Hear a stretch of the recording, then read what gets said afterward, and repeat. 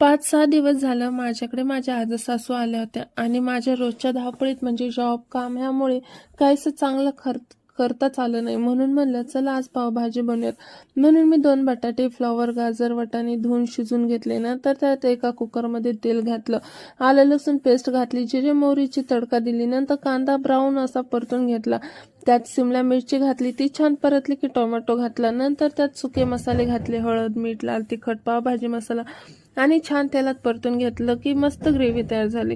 तुम्ही म्हणतात की शिजवलेल्या भाज्यांचा एकदम गाळ म्हणजे एकदम बारीक का नाही केली?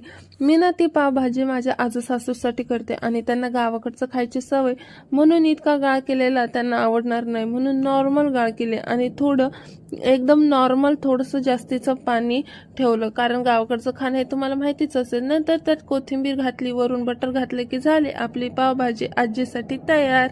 चला भेटूया नेक्स्ट ब्लॉगमध्ये. बाय.